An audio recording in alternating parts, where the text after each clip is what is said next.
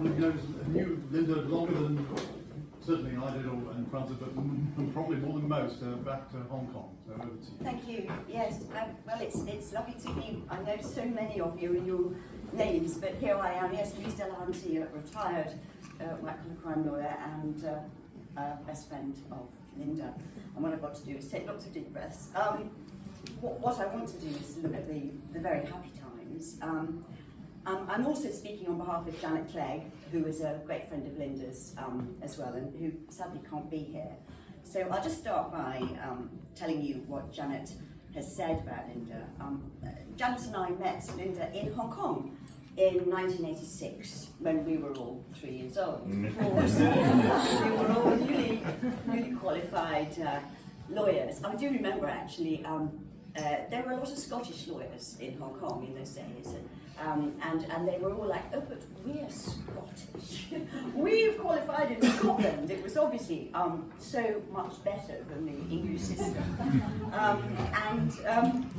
Linda and Janice and I became lifelong friends. So back to those days in the 1980s, Janet said that Linda inspired affection and friendship in many people. She was independent, highly intelligent, charismatic, great fun, and of course had a wonderful sense of humour. And friends all around the world got in touch with me after Linda died. She has many friends still in Hong Kong, but all around the world with her travels and her work. And they describe her as a life force and a one-off, which she was, definitely, to me. She was a unique and special lady. So, even though we were all 3 years old when we went to Hong Kong, Linda was the baby of our group. She was also the youngest in her family, actually.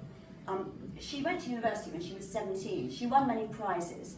I was just saying earlier, she never really used to tell us. She was, obviously fiercely intelligent, but she never used to boast about things. I used to have to try and find these things out about exactly how brilliant she was. And she qualified as a solicitor when she was only 23. And then she went to Hong Kong, I think about a year later. And I suppose, how much can I tell you about Hong Kong? You see, because, I'd have to pay you, wouldn't I? Not to reveal too much, because we worked hard, but we played very hard indeed. We actually had an amazing time. And Linda led the way, really. She had a great sense of adventure.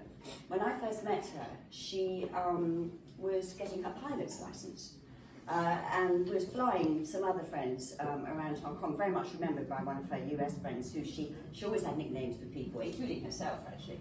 So she dubbed this lady who worked at Baker McKenzie with her, Miss America, gorgeous Miss America, was reminiscing about being flown around the island by Linda. She did a lot of travelling, and after she'd worked at Baker McKenzie, when she travelled around the world, she did things like bungee jumping. I don't know how many of you she told about that, but she also looked after pandas in Chengdu. I don't know if any of you know how much she loved pandas. It was a very big deal for Linda and Janice and I when we were, I don't know, wherever we were, if we could find a panda-type present, that always went down. She also nicknamed herself Panda Michon, so she was known by that. Janice also added, I think when we were writing to Francis and Jonathan, and thank you so much for the amazing tribute, and Catherine, thank you so much for posting it and all the lovely comments that came in. Janet said that Linda was very proud of her Hong Kong roots and her Scottish upbringing.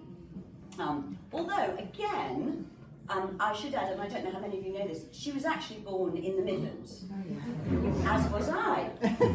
So there was various things we had in common. I'm from Coventry, and Linda was born in Dudley,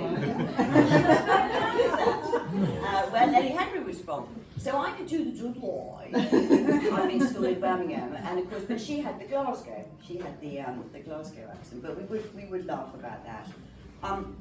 We were also had in common our short stature, which I was very happy to share with some other small but wonderful people here today. The other thing was, she's the most short-sighted person I've ever met, apart from myself. We went in the early days, we went on holiday to Bangkok together because we were always travelling, always going somewhere when we could. If we were let off the leash by our first firm, Hampton Winthrop and Gibb, and we went to Bangkok. And of course, we both had graduated to contact lenses by the time we met, and we loved our contact lenses. We loved being set free from, always having on glasses since we were 6. So we didn't really know how blind the other one was. And we had a great old night in Bangkok. And then we were showing him, and then time to take the lenses out, and then we both put our glasses on. Well, of course, in those days, in the 1980s, we were like, 7-inch goggles. Yeah. And we just looked at each other and we just went, snap. Yeah. we were, and then, as the years went by, we were both like double figures myopic, so we often discuss this. So diminutive stature and short-sightedness. And another thing that we had in common, she was incredibly knowledgeable about pop music, actually, and she was a great singer. She's looking down, she's like, don't tell me. But she was a very good singer. Her knowledge of music was absolutely incredible. I tried to compete with her, it was absolutely hopeless. But I found out how good she was at singing when, what we used to do quite often in Hong Kong was we'd go over to Macau. It was still a Portuguese colony in those days, and there were loads of fun things to do there. And we ended up in a club, as one does, and there was a call for backing singers. And we both leapt up on the stage, and we thought that we were absolutely fantastic, and we accompanied several of the songs. And it went down terribly well. Now, most of you will be too young to remember there was a group in the 1960s and 70s of 3 women who were backing singers, and they were called the Ladybirds.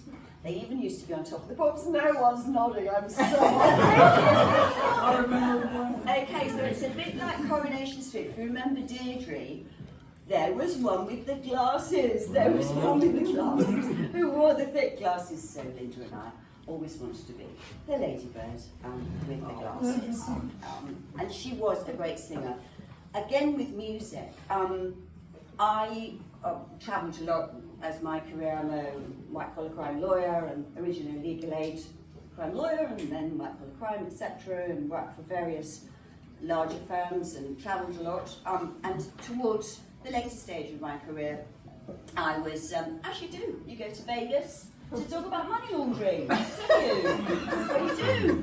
And I did it quite a few times, actually, thanks to Las Vegas. And Linda came with me. Linda loved Las Vegas.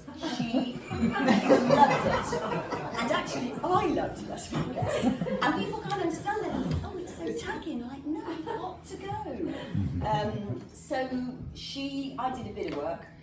And then a bit of money laundering directive or whatever to a few bankers. And then we went on all the rides, and we went to Venice, and we did this and we did that.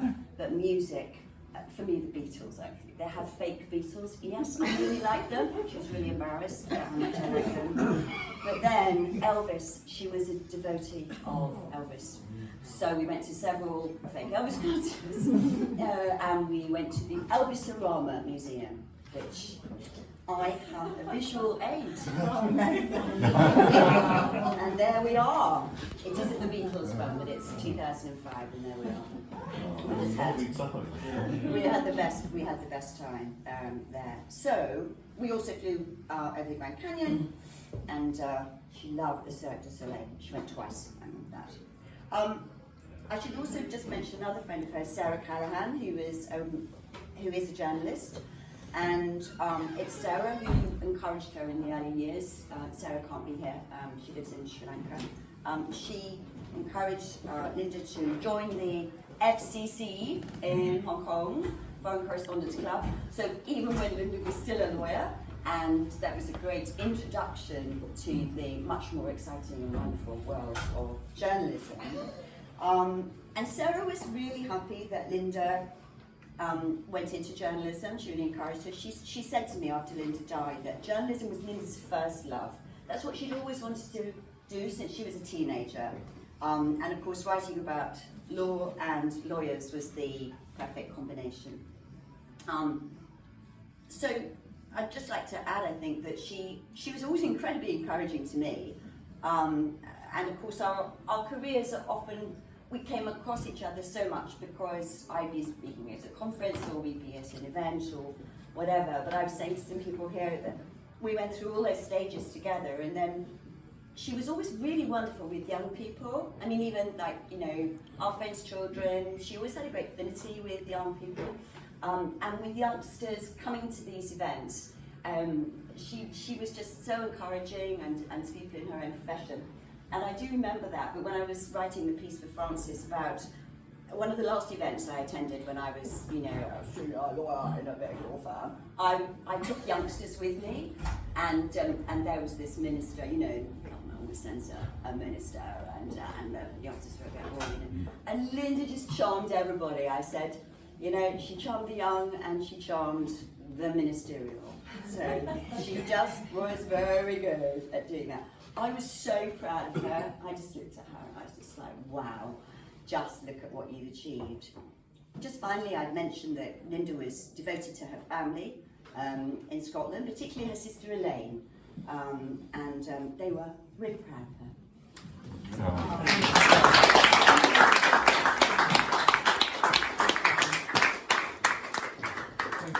Thank you, Francis. I think as I think in the email I billed this as raising a glass to Linda, so I think perhaps we ought to do that. Definitely. To Linda, journalist and friend. To Linda. Thank you all again. Thank